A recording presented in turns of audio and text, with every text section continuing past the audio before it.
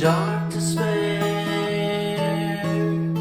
sunlight glares, caught unaware, an answered prayer. I'm so tired of running and hiding and being cool, surprised to find myself among others feeling that way too.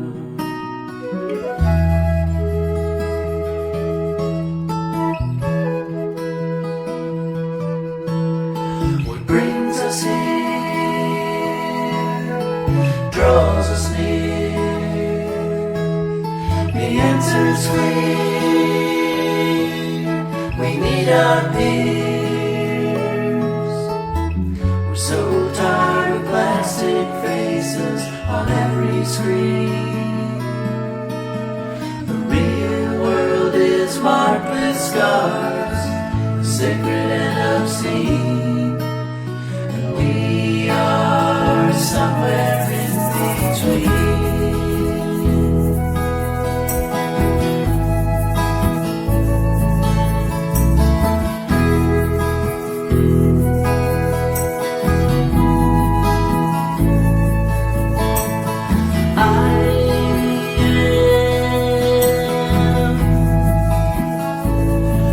Take my hand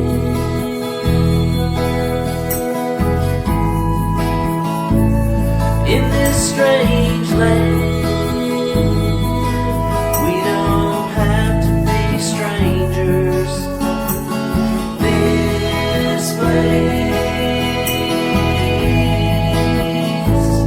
where we belong.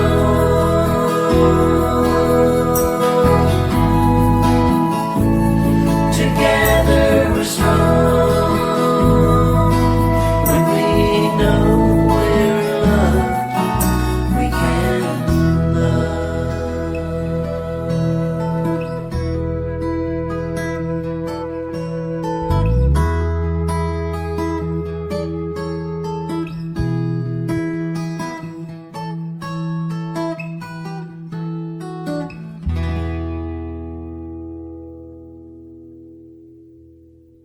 Welcome to Holston Valley Unitarian Universalist Church this morning.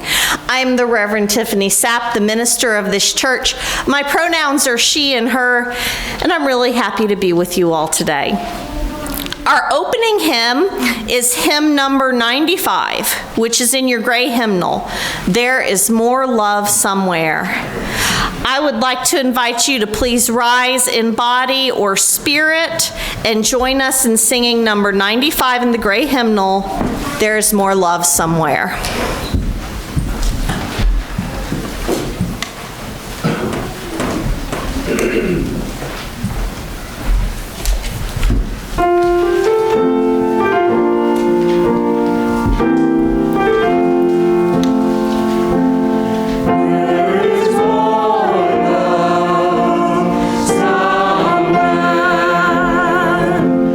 There is more love somewhere.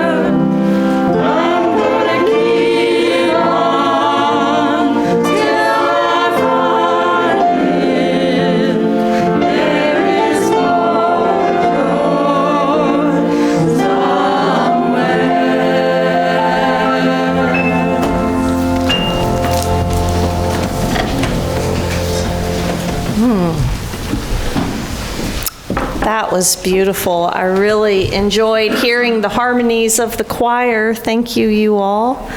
That was big, beautiful noise for 5 people. On this day, the day before Martin Luther King Day, our call to worship is from some of Reverend Dr. Martin Luther King Jr.'s most well-known words. We are caught in an inescapable network of mutuality tied to a single garment of destiny. Injustice anywhere is a threat to justice everywhere. There are some things in our social system to which we, all of us, ought to be maladjusted to. Hatred and bitterness can never cure the disease of fear. Only love can do that. We must evolve, for all human conflict, a method which rejects revenge, aggression, and retaliation. The foundation of such a method is love. Before it is too late, we must narrow the gaping chasm between our proclamations of peace and our lowly deeds which precipitate and perpetuate war. One day we must come to see that peace is not merely a distant goal that we seek, but a means by which we arrive at that goal. We must pursue peaceful ends through peaceful means. We shall hew out of the mountain of despair a stone of hope. Let us take a few moments to reflect on those words and center ourselves for this time together.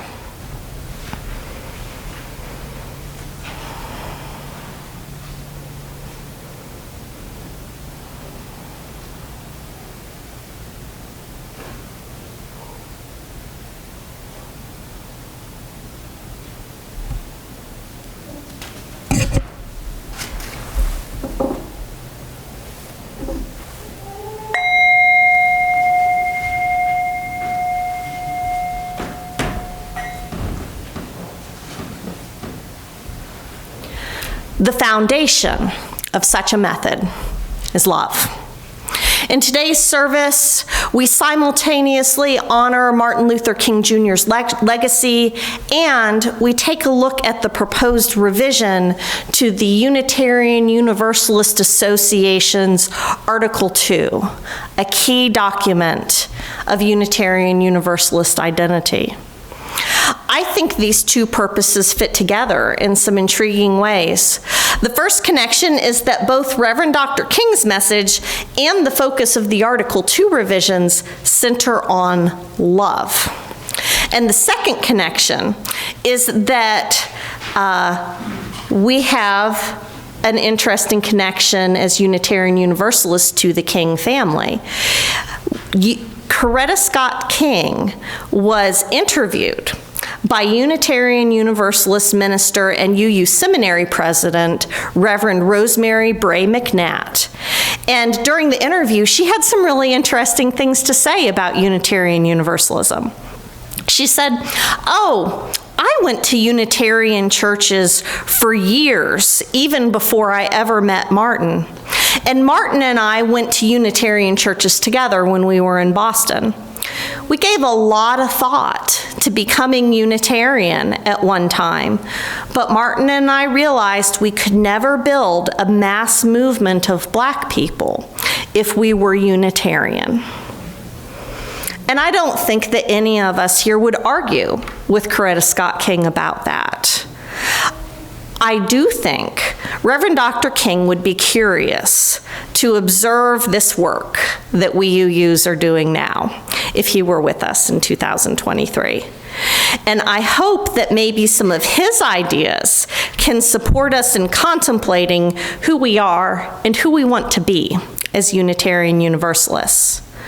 So, let's see what Reverend Dr. King has to say to us as we begin today with the chalice lighting using his words.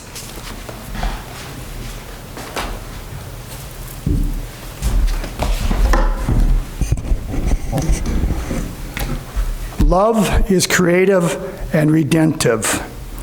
Love builds up and unites. Hates tear down and destroys.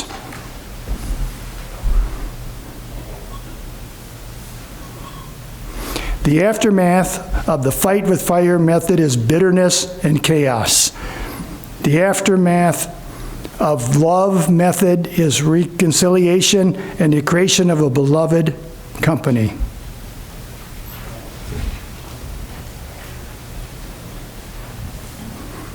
Good morning. Happy New Year to everyone. Good morning. I'm Wayne, your service leader today here at Holston Valley Unitarian Universalist Church. We welcome you, old friends and new, young and old, online and in person. You are an essential part of our gathering today.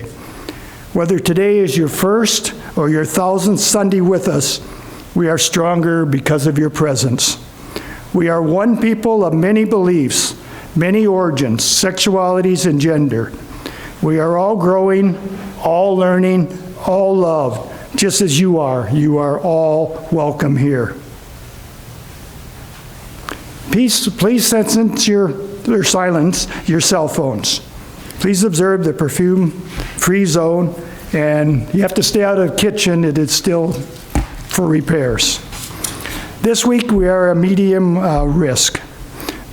This means that masks are required when we meet here together as a large group for Sunday worship, but that in smaller groups of vaccinated people, masks are optional. We will continue to have a YouTube option for people who cannot be here for whatever reason.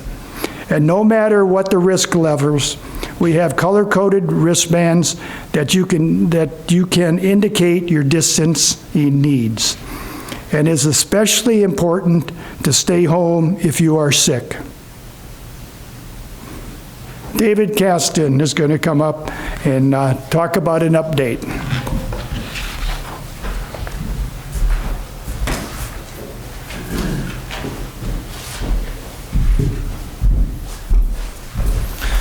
Hi, I'm Dave Cashton. I serve the congregation as past president on the Board of Trustees. Doug, and I want to give you a summary today of what's going on with the kitchen. Doug Chafin, who's the facilities trustee, and I are kind of tag teaming on this. Right now, we're kind of at the end of what's called remediation. That means that a group came in and they removed cabinets and removed wallboard and that kind of thing and wet glass wool so that the remaining wood structure can dry out to minimize mold and mildew, and where they find it, they treat it so that it won't be an issue in the future. We're beginning the next phase as that is winding down of getting technicians to come in to inspect the electric, the appliances, the HVAC system back there. And then we'll obtain bids for the repairs. The insurance company, who's already come and looked at the place, will then look at the bids and decide. There'll be a negotiating process there probably. And then we'll get to begin the repair and rebuild.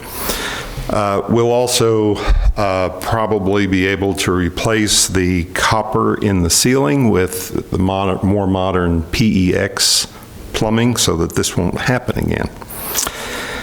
This whole process is going to take a few months, and so we're going to have to be patient as that goes on. But I want you to think about the silver lining to that as we go forward. We're going to get new flooring all the way from the end of the dining room through the Fred ballroom, down the hallway, and into the bathrooms. All that'll be fresh and clean, modern, new flooring. We'll have fresh paint. Maybe we'll get new appliances. We hope so, but that is yet to be determined. It'll be clean and new. And, you know, at the end of the day, this will be an improvement for the church, even if we go through some pain in the meantime. So we ask your patience, and I think we're making progress.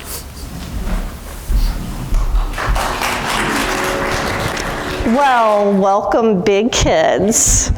It is so good to see you today. So we were going to spend this time thanking Sarah White for being our Director of Religious Education, but she is out sick today.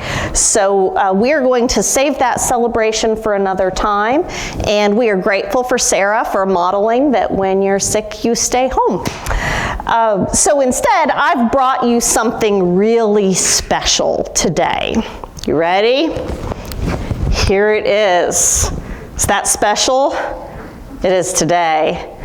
This is called a belief bag, not an ordinary bag. And so when we're born, our belief bag is empty. None of us are born with beliefs. Instead, we pick beliefs up along the way and put them in our belief bag. So where do some of these beliefs come from that we put in our belief bag? Do you all have any thoughts about where our beliefs come from? Anyone is welcome to answer that wants to. Where do our beliefs come from? Our families. Our families. Family's a big place about where our beliefs come from, isn't it? Where else is somewhere that our beliefs might come from? School. School, yep, absolutely. I remember when my kids started coming home from school, they came home with beliefs that I didn't give them. Yes? Our friends. Our friends, absolutely. Our friends can be where our beliefs come from. Where else can our beliefs come from? Social media, yeah. Hopefully our parents are monitoring those things. Where else? Our experiences. Our experiences. Sometimes something happens that makes us evaluate a belief, right? I feel like a big one's missing. Church! Church, sometimes. Sometimes we might even pick up a few beliefs at church. So what's really interesting is that most religions define themselves by what's in the bag, what they believe, right? Do we Unitarian Universalists do that? No? Maybe a little bit, but I would say no. I would say that what makes a UU is less what's in the bag, but how we carry the bag. Let me show you what I mean by that. So there are some people who go along with their beliefs bags like this, where it's clutched closed, because we're afraid that what's in the bag might be challenged, might fall out, or another belief might get in there that we don't want in there. So some people clutch their bags closed. Other people might carry their bags really carelessly. They might not really think about what they put in the bag or what goes out of the bag. Maybe some of that social media stuff that someone mentioned. Some people use their belief bag like a weapon, right? Use it to clobber people. Sometimes even a really good belief can be harmful when you're using it to beat someone over the head with it or make them feel bad for not carrying it. So how do we UUs carry our beliefs? Well, I like to think that when we're doing good and having a good day, that we carry, wonder what my notes say about this. All right.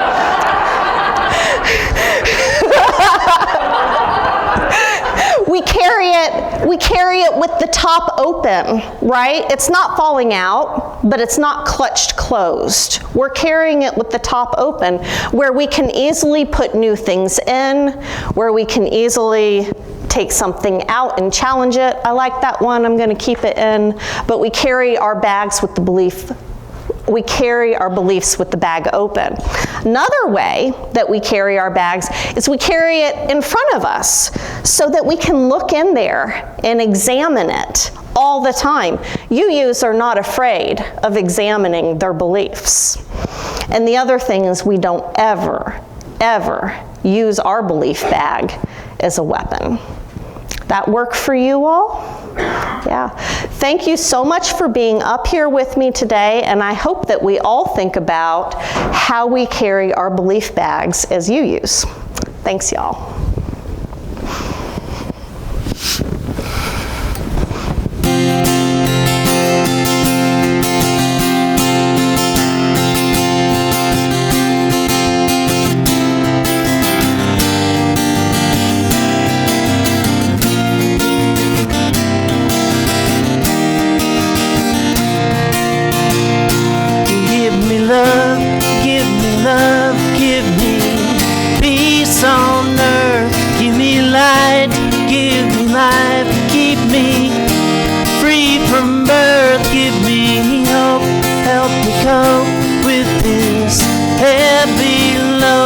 Trying to touch and reach you with heart and soul.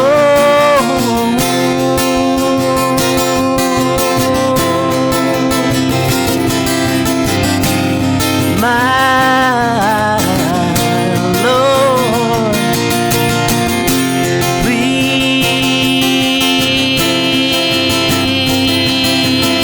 please take hold of my hand, that I might understand you.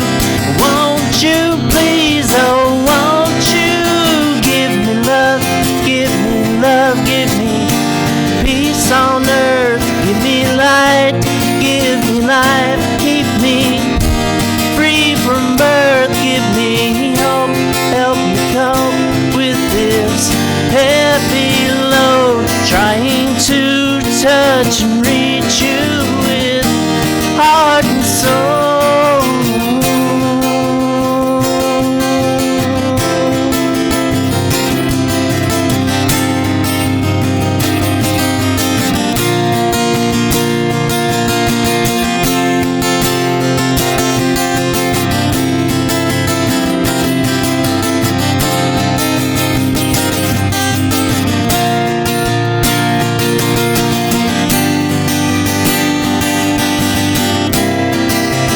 Won't you please, oh, won't you give me love, give me love, give me peace on earth, give me light, give me life, keep me free from birth, give me hope, help me cope with this heavy load, trying to touch and reach you with heart and soul.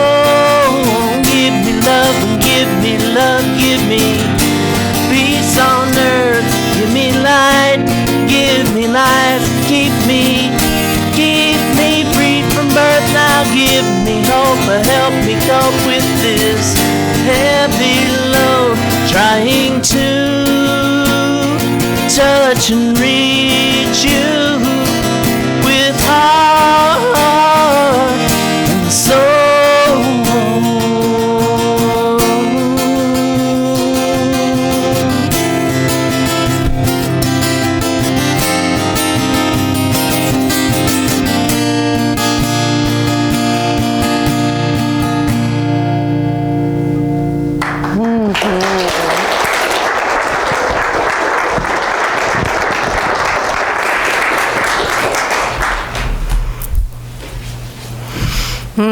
Give me love, give me peace on earth. What a prayer. Let's enter into a time of community love and support, and maybe a moment of light and peace as we share our joys and our sorrows with one another. If you'd like to share a joy or concern in person, please use the candles cards that are located on the back table. And if you'd like to share a joy or a concern from a distance, please email minister@hvuuc.org. We do have one online candle of concern. Rosemary's parents are physically moving to Johnson City. Right now, Brian and Rosemary are driving to Florida to be there, along with her brother who's flying in from California, and they're going to be there to help oversee the loading of the moving van. Then they will drive them north in 2 cars later this week. They are all hoping for safe driving in weather, comfort, and minimal trouble, both for the physical move and for the process of settling in here after a big transition. So please be thinking of Rosemary, Brian, and Rosemary's parents.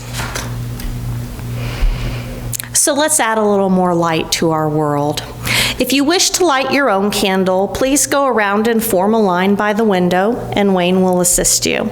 If you're on this side of the building, please go around through this back door so that you don't have to pass in front of the camera. And if you wish for us to light a candle for you, you don't need to get out of your seats. You can just raise your hand until I acknowledge you, and I will light a candle for you after the people who have come up have lit their candles. And we light our first candle for you who are not in the building, but are ever in our hearts and our minds.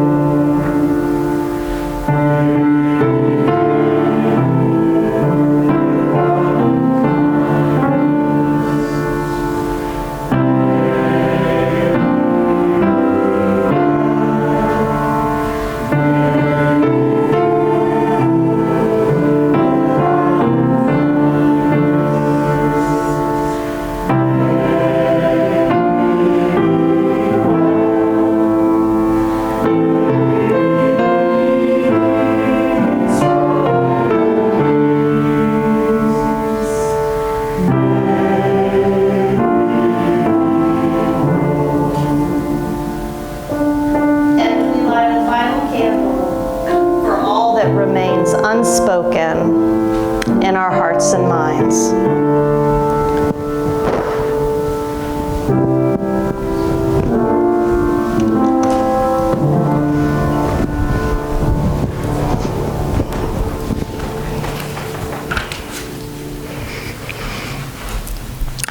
We are going to skip a reading today because I'm going to be reading a lot to you today. You are brave and bold to be here after I warned you that it was going to be a long one, so thank you for being here. Last week, we began to look at the proposed revisions to Article 2 of the Unitarian Universalist Association's bylaws.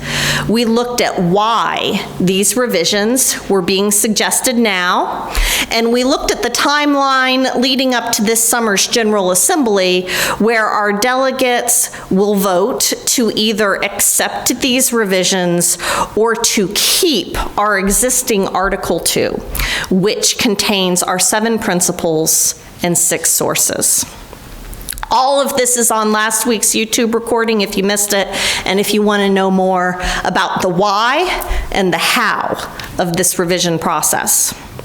Today, we are looking at the what, the content of the proposed revision itself, and we're going to compare it to our current 7 principles. As I approached the proposed revision, I wanted to see if I could find the 7 principles in there.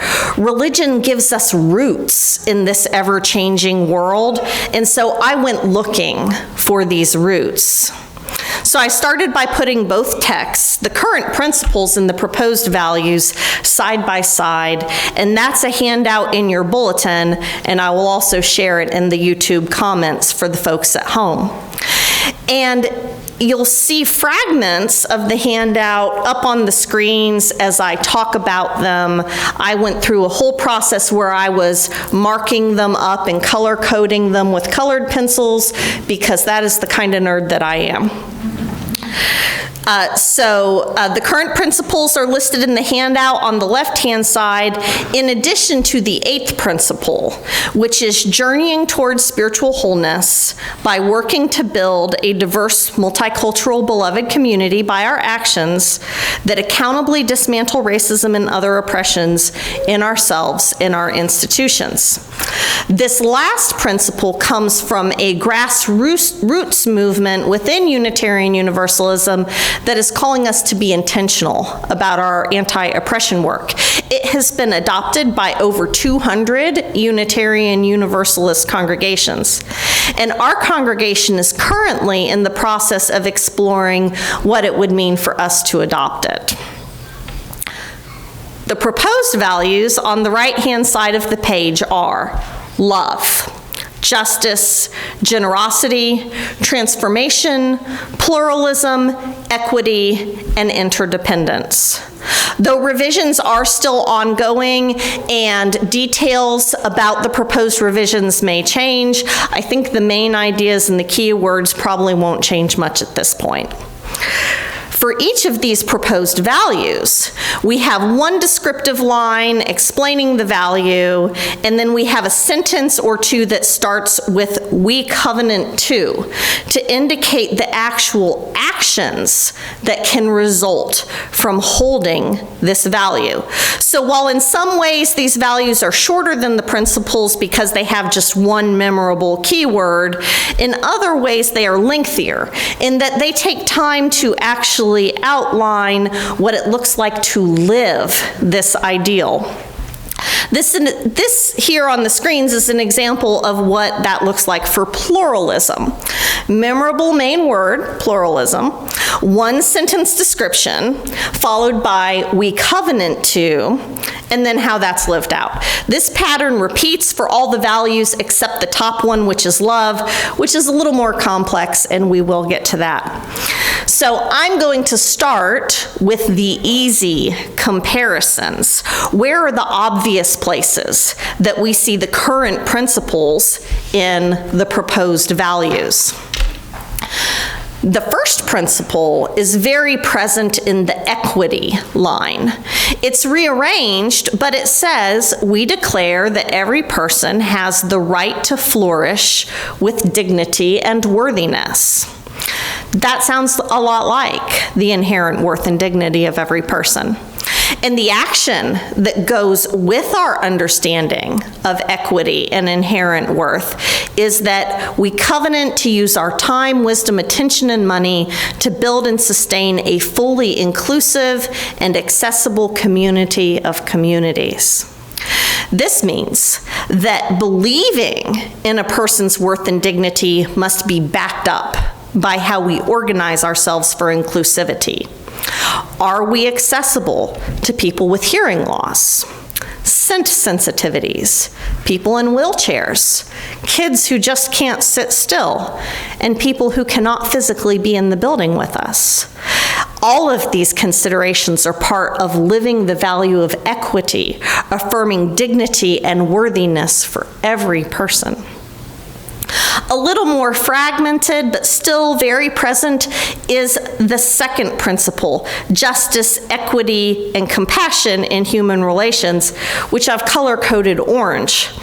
This one was so important that it translates into 2 of the 7 values. Justice and equity are right there, front and center. But in case you're worried that compassion was getting neglected, we actually find it in generosity, in the generosity value. Compassionate generosity connects us to one another in relationships of mutuality. If I hadn't gone on this textual mining expedition, I don't know that I would have really thought about how much generosity is compassion in action. So there you go. The second principle is a little broken up, but it's still very much here. Speaking of justice, there's something that just gets textual analysis nerds like myself very excited. Here's justice and the proposed 8th principle side by side, color-coded pink. There are so many key words from the 8th principle in the justice wording. Diverse, multicultural, beloved communities. Dismantle racism, all forms of oppression, and accountable. When the proposed revisions were more a rumor than a reality, I was approached by a few concerned UUs that worried that these revisions were being proposed to erase the work of the 8th principle movement.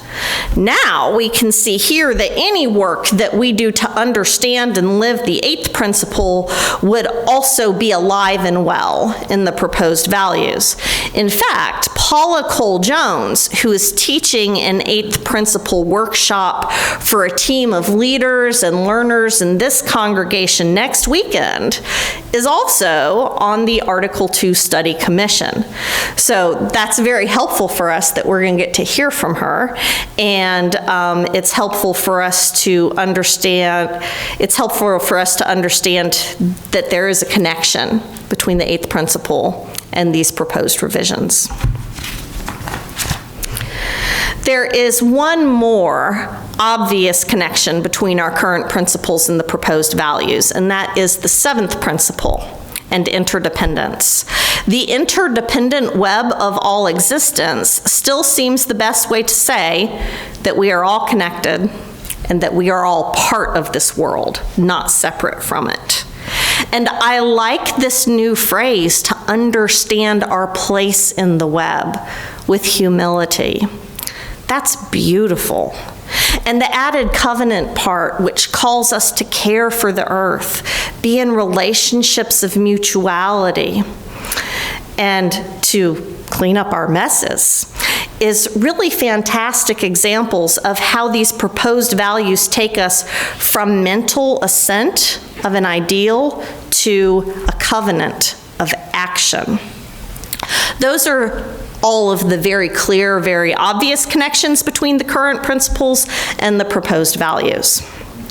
So while less obvious, I can make a case that we find the 3rd principle in the value of pluralism, which I've color-coded yellow. That by celebrating our religious diversity and learning from each other and embracing our differences with curiosity, love, and respect, we are actually practicing accepting one another and growing together.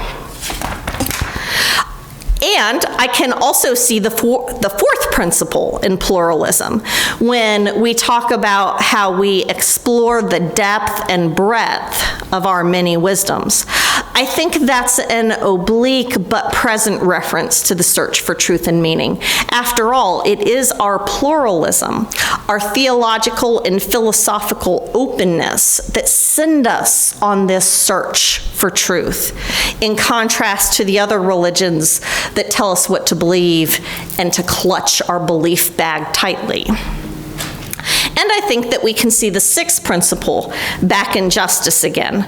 Beloved community really is a world community of peace, liberty, and justice for all, as envisioned by the Reverend Dr. King and others. Yes, justice is doing a lot of heavy lifting for us today, but that is just Unitarian Universalism, isn't it? Our Social Justice Committee is currently the fastest growing team here at Holston Valley UU. So that makes sense to me. Which leaves us with a very lonely 5th principle. I could only find connections to the 5th principle in the proposed values in the most ambitious stretches of my imagination. and that does bother me. I do believe that we should all have a voice and a vote on the things that affect us. I wonder if the values in the revisions of love, justice, and equity are enough to remind us that we should all get a say in the things that affect us. Inclusivity, which is in equity, definitely supports the desire for people to have fair representation, and the importance of doing relationships right and fairly are woven throughout the proposal. But there is not an explicit statement advocating for everyone to have a voice and a vote. When we get to the workshop in March, we will get a chance to explore that concern further, but I'm just here telling you today that it's a concern. In keeping with last week's approach of making a long, information-heavy sermon a little more accessible, we are going to have another musical intermission. Wendy is bringing us her original song, Empty Spaces. A lot of these proposed values are geared towards addressing social ills and looking at how we can make an impact in the world around us in meaningful ways as a church. Empty Spaces point out to us that these social ills really do have a deeper cause. They're physical symptoms of a spiritual problem. These empty spaces between souls are waiting to be filled by love.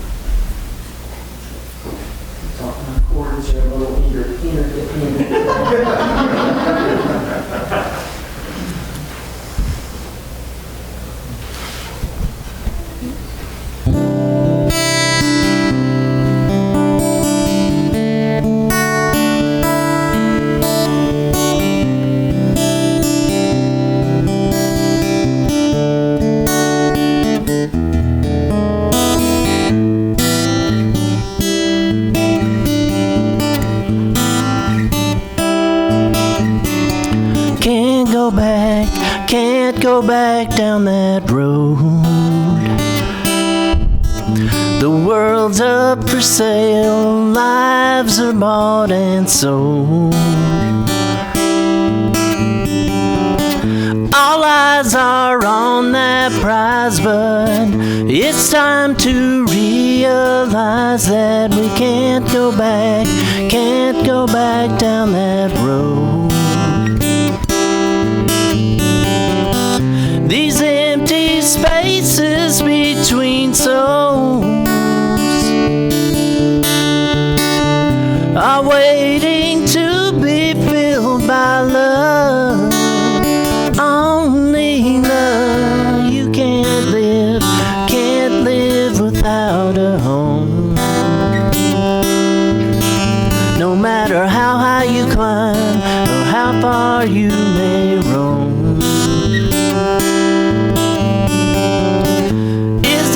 The world, that's the wrong words. There's still time to discover that we still need our mother, and you can't live without a home. These empty spaces between souls are waiting to be filled by love. Only love.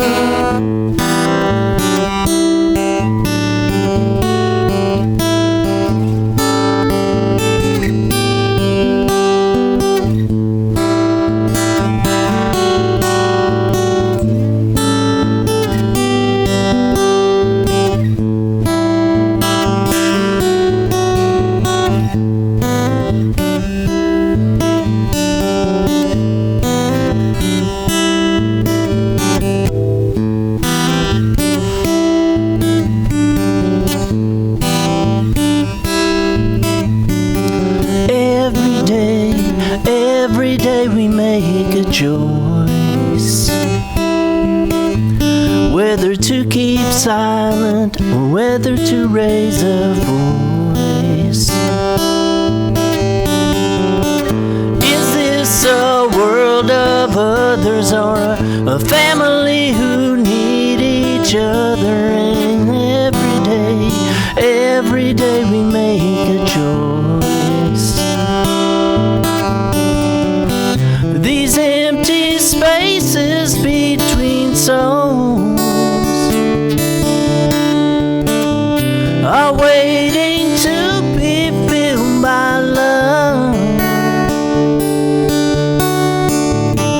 These empty spaces between souls are waiting to be filled by love. Only love.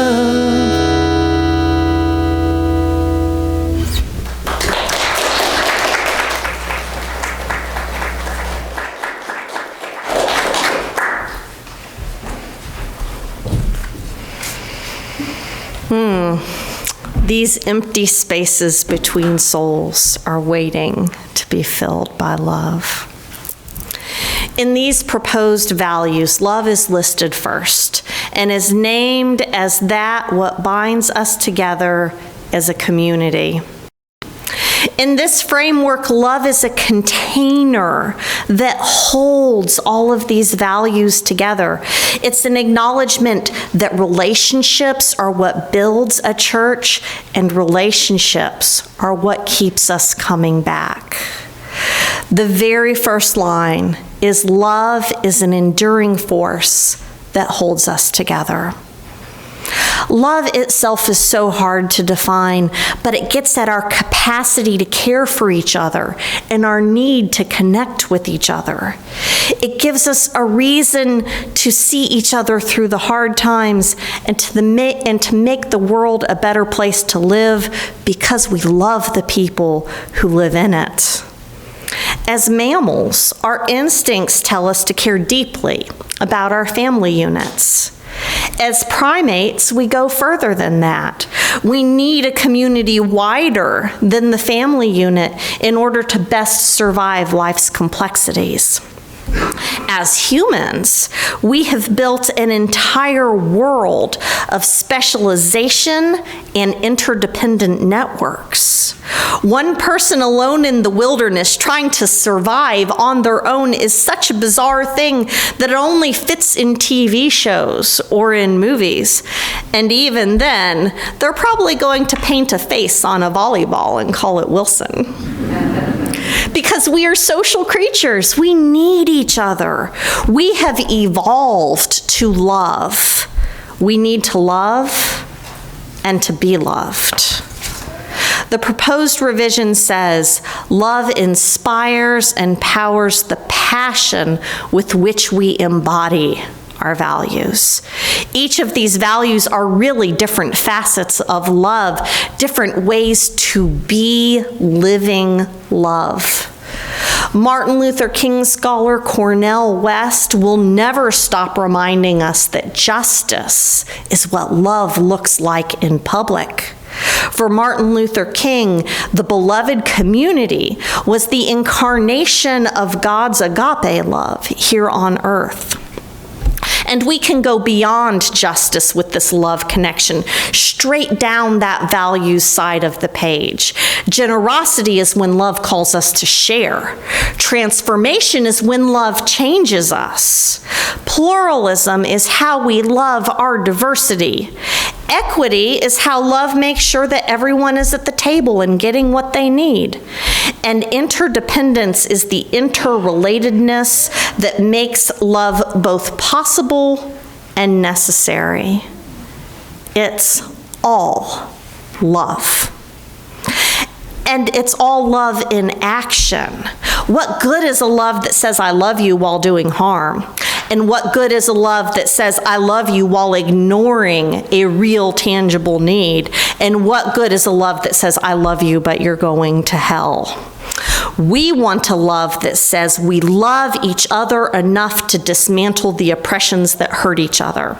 We love each other enough to share our resources. We love each other enough to change and grow spiritually and ethically. We love each other enough to learn from each other.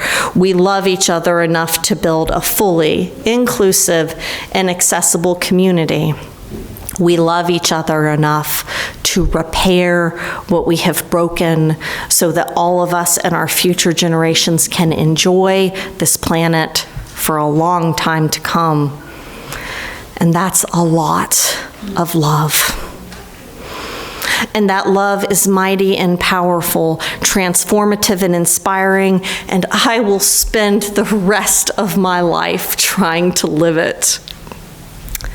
And that's Unitarian Universalism.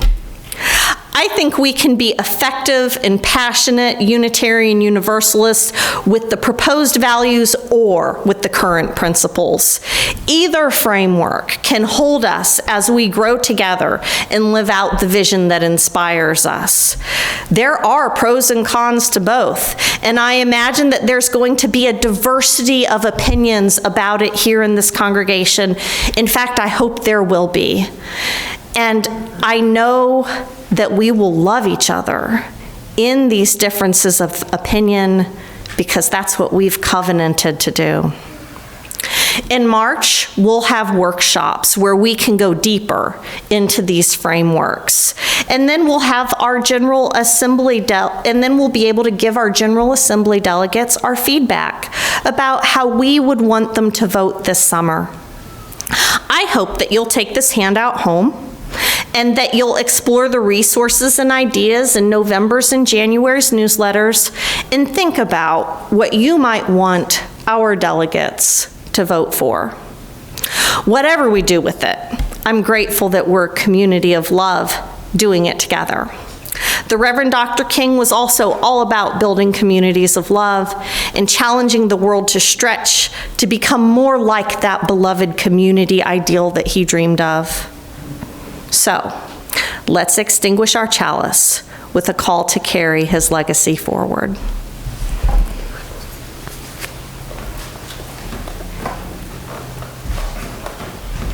I don't know where. I got it. On this day of remembrance, we do give thanks, and we are joyful that for the time we had with our brother and father and pastor and the leader, Dr. King. But we do not forget that the mantle he wore for a time has been passed now to us, to each of us here gathered. And it is in our efforts, in our faithful struggle, and in our generous witness to be a better world becoming, that we make our most powerful prayer of thanksgiving to make the world anew.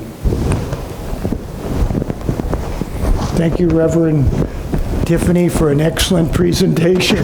Very interesting and very informing. Thanks, Wayne. And Cindy, thank you very much for your lovely 2 songs. All right, and I thank everybody for being here today with us and walking with us on the journey. We would like to invite you to joining us tomorrow for the Martin Luther King Day March in Johnson City. That's tomorrow on Martin Luther King Day, Monday, January 16th. There will be a program at the Carver Center at 12:45, followed by a walk at 1:15. Reverend Tiffany and several of our members will be walking. If you're planning on coming and want updates, or if you have questions, please email showup@hvUC.org, and that's SHOWUP@hvUUC.org. And is John Anderson here today? Nope. He should be showing up in a couple minutes. Okay. Yeah, he can answer any questions you might have today. Okay. And if you want to learn more about the Houston Valley Unitarian Universalist Church, and you're here in person, please go visit the visitors table. Pick up a brochure and sign the visitor's book. If you're online, you can get the information by visiting our website or emailing visitor@hvUUC.org.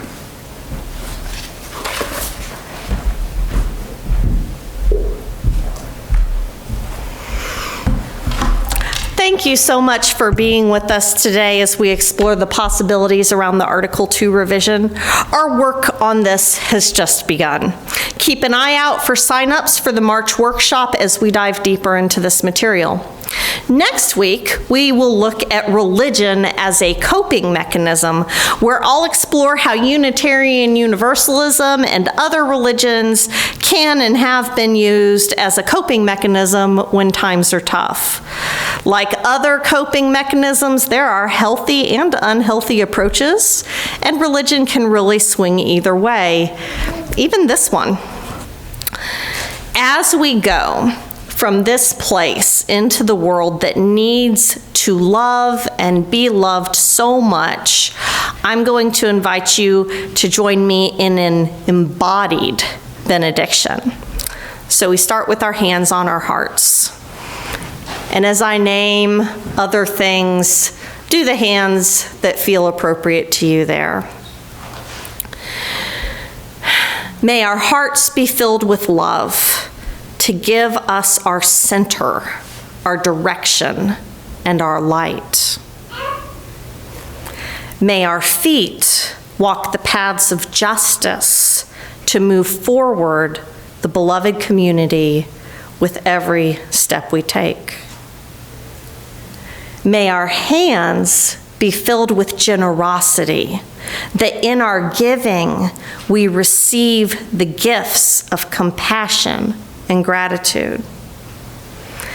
May our guts lean into transformation, that we adapt to the changing world with courage. May our minds rejoice in pluralism, delighting in our differences and sparking our curiosity. And may our voices declare equity for all, that every person has the right to flourish with dignity and worthiness. And may our surroundings call us to interdependence, so that we always remember that we are in this together. And as we hear the calling of our interconnectivity, may it bring us back to love. Please join us in our closing hymn, Meditation on Breathing. There's multiple parts, so just do the part you like and feel free to switch it up as you go. Please rise with us in body or spirit for our closing hymn, Meditation on Breathing, number 1009 in the Teal Hymnal.